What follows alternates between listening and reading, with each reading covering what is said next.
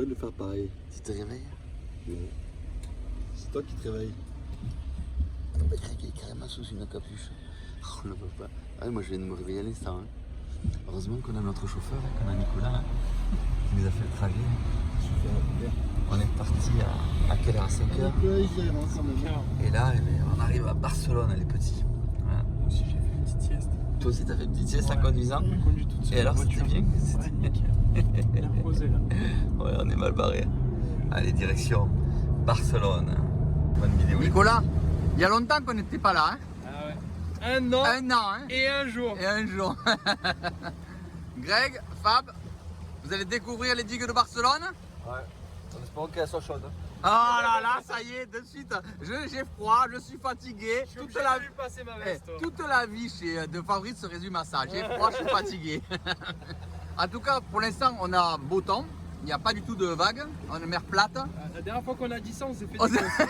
C'est vrai ce que tu dis. On s'était fait On va déboîter. attendre de sortir du bois. Voilà, d'un côté, il y a les marins. D'un côté, il y a les marins, ouais. Nous, et de l'autre côté, il y a quoi? Les feignasses. Ignace, regardez-les. Allez, allez.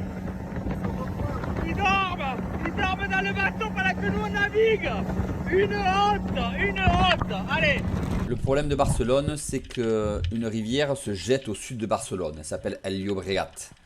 Et quand vous avez vent de sud, toute l'eau sale de la rivière part sur les digues. Alors que quand il y a vent de nord, elle part sur les plages. Et ça, c'est vraiment incompréhensible et imprévisible. Et ce jour-là, pas de chance, vent de sud, l'eau aura été sale toute la journée. Alors on aura trouvé quelques poches d'eau claire à droite, à gauche, heureusement. Mais vous voyez, on est dans 4 mètres d'eau et on est dans de la purée de pois. On voit des ombres passer, c'est tout ce qu'on voit. C'est des bûches.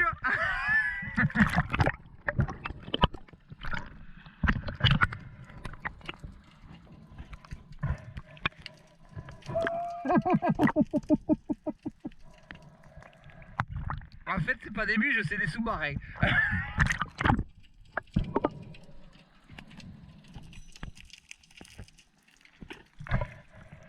Bon, tu en as fait une, c'est fini. Hein.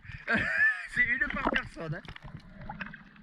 Les digues de Barcelone sont remplies de mulets, à un point que vous ne pouvez pas imaginer. C'est une folie.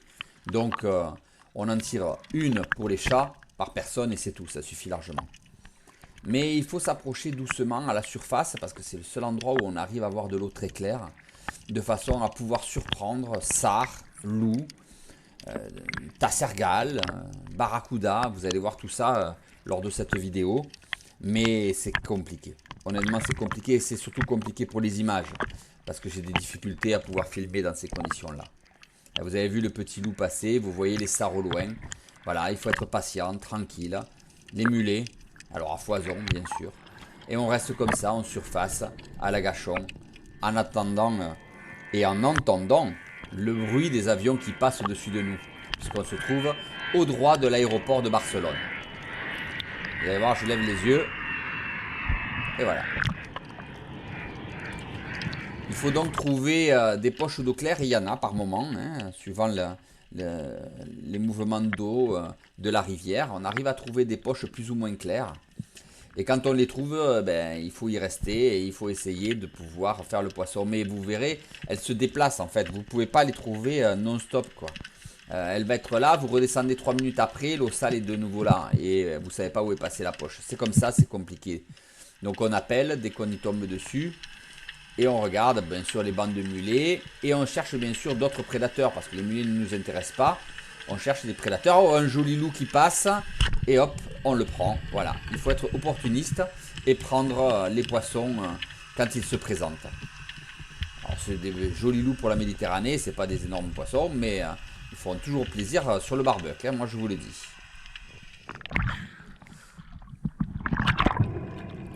Mais il faut aussi faire attention dans cette eau sale à ne pas tomber sur des filets dérivants. Regardez, Là, je tombe sur un filet fantôme. Heureusement que je ne suis pas tombé dans une poche d'eau sale. Je suis tombé dans une poche d'eau claire à cet endroit-là. Parce que comme on était au bout de la digue, l'eau sale partait de l'autre côté avec le vent. Donc cette partie-là de la digue était claire. Et je tombe sur ce filet fantôme, sur des mètres et des mètres, qui, bloque la présence des prédateurs, hein, faut pas se leurrer. Hein. Et en plus, c'est ultra dangereux pour les chasseurs sous-marins. Et qui bloque la digue sur 50 ou 60 mètres de long. C'est vraiment l'angoisse et le danger total pour le chasseur sous-marin, ça. Vous pouvez rester bloqué. Alors, il faut l'approcher avec sérénité, douceur, tranquillement, parce que vous vous doutez bien que c'est vraiment une catastrophe. Vraiment, il faut essayer de les enlever, mais là, je ne me taque pas à ce genre de choses ici. Il est super dangereux. Heureusement qu'aujourd'hui l'eau est claire, parce que sinon, je pouvais rentrer dedans direct dans ce filet. Waouh! Ah ben ça m'a calmé, hein. Je peux vous dire que je sors de là. Du coup, on change de zone. On part sur les gros blocs, parce qu'il faut savoir que la digue de Barcelone, elle est immense. Hein. Donc il y a énormément de postes de chasse. Mais là encore, on se trouve avec cette eau mâchée, sale. Et là, on reste sur 12-14 mètres maximum. Parce qu'au-delà, c'est simple, c'est le noir total. Un joli sard qui arrive. Malheureusement, dans l'eau sale, c'est difficile d'arriver à l'ajuster. Je le manque.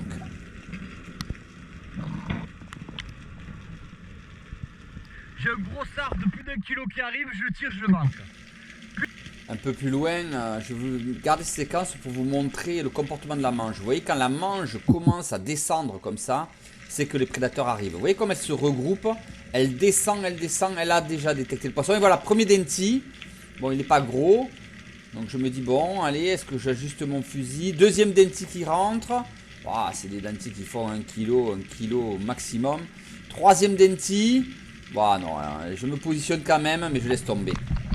Ah, je vais peut-être regretter de ne pas les avoir tirés, les deux dentis là. Ouais. Je sais pas pourquoi, mais je sens au fond de moi que je sens que, parce qu'on manque les marins, on manque les tassergales, les sards, la céréole, maintenant les dentis, je sens qu'on va rentrer capot, ça va être bien fait pour nous. Mais pendant ce temps-là, Fabrice et Nicolas font le bon choix, c'est la pêche dans les failles. Dans très peu d'eau.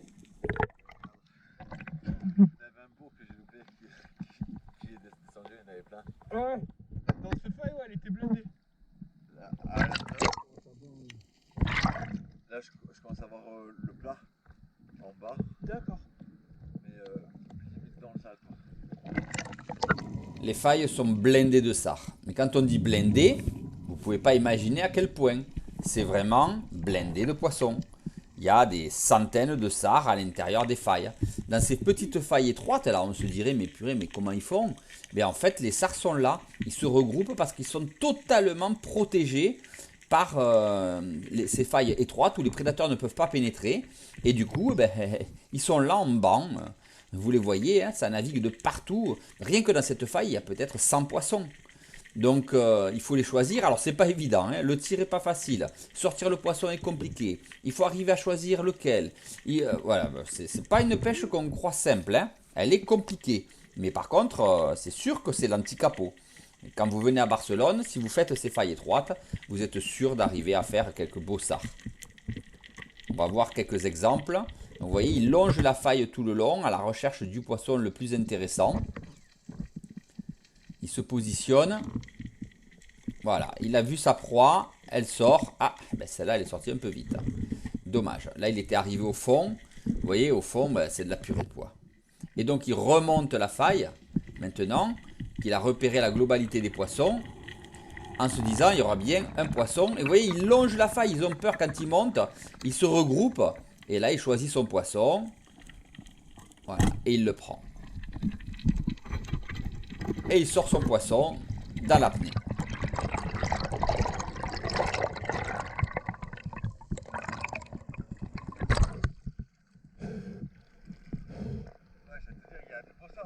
Ouais, il y en a des jolis. Il y en a encore. Le plus dur dans cette pêche, c'est d'arriver à choisir son poisson, de le tirer de pas trop près et avec des sens d'eau pas trop puissants. et d'arriver à extraire le poisson de la faille. Ouais. On va s'amuser dans les failles, hein, du coup. Vous voyez, il approche son visage de très près, de façon à pouvoir choisir sa proie. Et là, malheureusement, ils étaient tous avec des fusils un peu trop longs ce jour-là. Moi, quand je fais ce genre d'exercice, je les pêche avec des fusils en 75 ou voire même en 50. Et voilà, et à chaque fois qu'il rentre dans la faille, c'est un sard qui sort. C'est vraiment une pêche simple et très amusante. Hein? Vous pouvez vous rendre compte de l'étroitesse de la faille en fait. Hein. C'est vraiment très très fin. En fait, il rentre à plat et ensuite il tourne. Puisque à l'intérieur, la faille est un peu plus grande. En fait, c'est des anciennes failles de coffrage. C'est là où il y avait des poteaux dedans, en bois, qui permettaient de faire les séparations entre les bétons, pour ce qu'on appelle les joints de dilatation. Et en fait, le bois est mort depuis des années, et les sards ont colonisé complètement ces failles. Comme si elles étaient des failles naturelles. Et là, vous voyez, des fois, c'est pas évident. Hein. Quand ils sont jolis, il faut les sortir un peu en force. Elle est jolie en bas. Vous voyez, le plus dur étant vraiment de choisir sa proie. Hein. On voit Fabrice, hein, il rentre le fusil dans la faille, il tire, et le sard sort quasiment tout seul. Là, c'est un doublé. Superbe. Doublé de sard.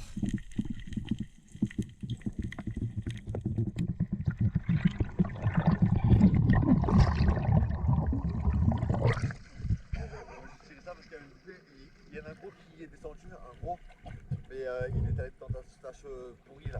Donc il va falloir aller plus bas, je pense. D'accord.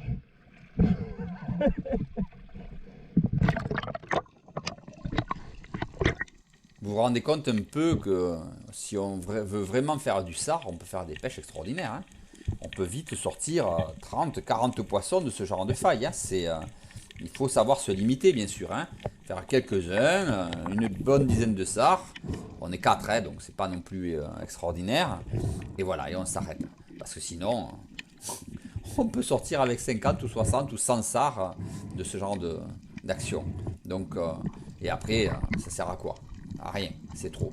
Donc il faut prendre les plus beaux spécimens. Et puis, voilà, la difficulté d'arriver à extraire le poisson des failles des fois, parce qu'il faut arriver à le faire tourner. Et par moments, c'est pas facile quand ils sont de belle taille, eh bien, ils ont du mal à sortir. C'est des beaux poissons qui sur la plancha seront remarquables. Ouais, ça c'est le problème, il ne faut pas les arracher parce que sinon, en tirant fort, vous pouvez arracher la flèche du poisson et vous perdez le poisson, ce qui serait vraiment dommage. Allez, une dernière action.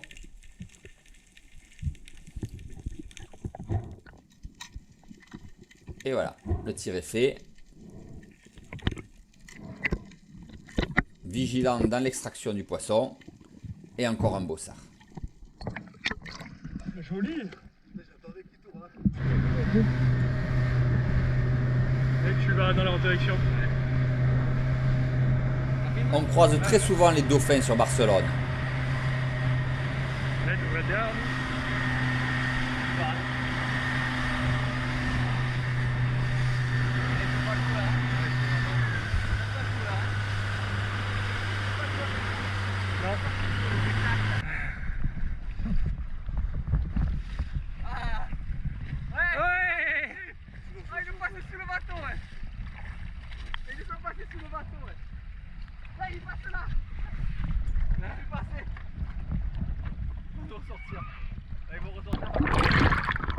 Allez, on se replace correctement dans très peu d'eau, brassé par les vagues. Et là, on attend sard, dorade. Vous allez voir, faire un sacré loupé là. Donc je bouge pas, vous voyez les mulets qui arrivent. Ça c'est la caméra de Nicolas. On va passer bientôt sur la mienne. Voilà, je bouge pas. Et là, je vois une dorade qui arrive. Je tends mon fusil. Elle s'avance, elle s'avance, elle s'avance. Elle m'a repéré. Elle tourne, je tire et je la manque. Voilà.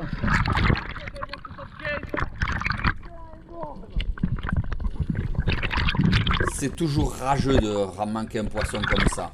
rageux. Mais bon, c'est des conditions difficiles, attention, il ne faut pas croire. Hein. Quand les vagues vous frappent, votre bras a vite fait de bouger et c'est compliqué.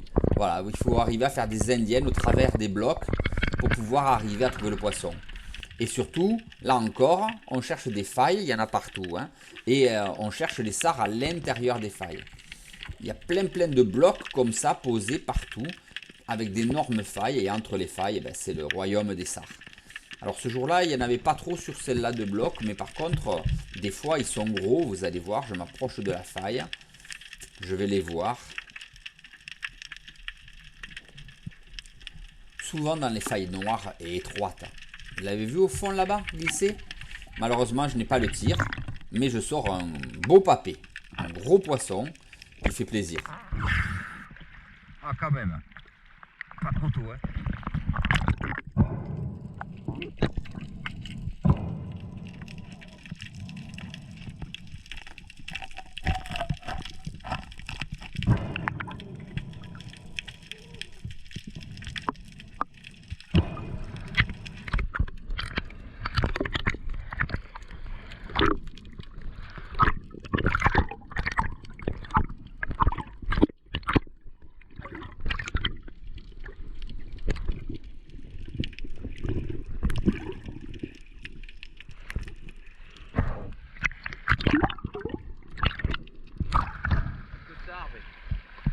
C'est gros, j'ai envie de tirer que des gros.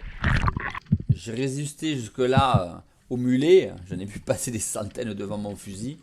Mais je résiste à chaque fois. Mais au bout d'un moment, quand le poisson se fait difficile, eh ben la gâchette vous titille. Et là, ça commence à m'énerver. Je n'ai fait qu'un sard. Et j'ai voulu me cantonner à du gros poisson. Et du coup, ben voilà ce qui m'est arrivé. Donc du coup, un joli mulet à taches dorées, mes préférés. Et surtout les préférés de mes chats. Donc je l'ajuste et je le tire. Voilà, c'est un beau poisson. Ça fera toujours plaisir à mes chachounets.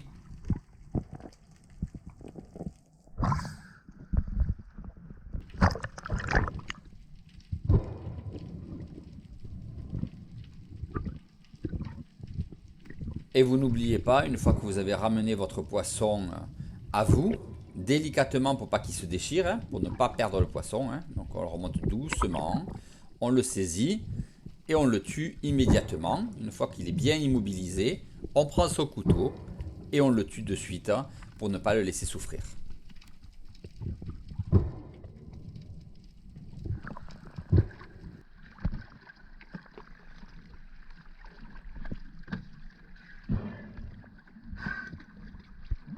J'ai fini par craquer, j'allais tirer un. Hein. Mais bon, j'allais tirer un de la journée. Pas de mental. Pas de mental. Sur les digues de Barcelone, il y a énormément de petits barracudas.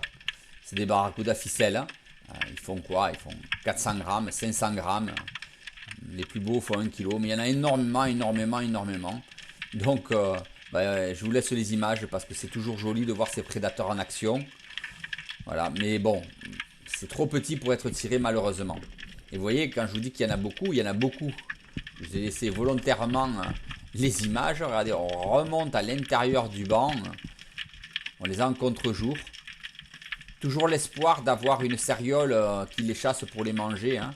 C'est pour ça que je reste souvent à l'agachon sous les bancs en espérant que leurs prédateurs à eux, puisqu'ils sont pratiquement attaqués que par eux-mêmes ou par les cérioles. Donc en espérant qu'une céréole arrive pour les chasser. En général, quand ça arrive, on les voit partir à toute blinde et il faut regarder dans le sens où ils s'en vont. Enfin, à l'opposé du sens où ils s'en vont plutôt, pour pouvoir voir le prédateur arriver. Mais c'est un joli spectacle. C'est vraiment un joli spectacle. Et toujours les mulets.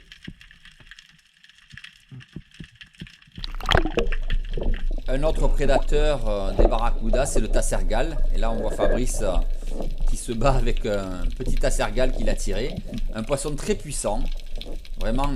Et surtout, pensez à ne jamais mettre les doigts dans la mâchoire parce qu'il coupera un doigt, mais sans aucune difficulté. C'est un poisson qui a une mâchoire très puissante et qui est dangereux. J'ai déjà vu des chasseurs se faire couper des tendons au niveau des doigts par ce genre de poisson.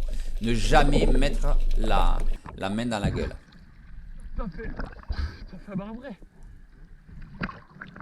Et un joli marbré par Fabrice. Ça veut dire qu'il y a des trucs qui peuvent tourner autour. Hein. Ça, c'est de la bonne bouffe. Hein. Il y avait un banc. Ça veut dire que ça peut taper dedans. Bon les petits, ça a été très dur aujourd'hui. On a eu l'eau sale non-stop. On a eu une grosse thermocline. Et franchement, ça a été très difficile. On n'a pas réussi à trouver les gros poissons. Ça a vraiment été très compliqué. Mais bon, c'est comme ça, hein. On ne réussit pas à chaque fois. Et là, on n'a pas réussi. Hein.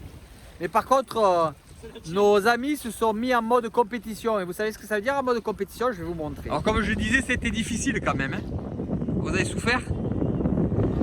Ouais, l'eau sale de Barcelone. Hein, pas beaucoup de prédateurs. Ouais, moi zizi. Allez, on vous montre la pêche quand même. Voilà, une jolie pêche quand même réalisée par les champions Sar, Tassergal, Marbré, Lou, Barra, Mulet. Vous êtes régalés quand même? Vous avez pris du plaisir? Sympa, moi j'en sens plus. Allez, bye bye, ciao.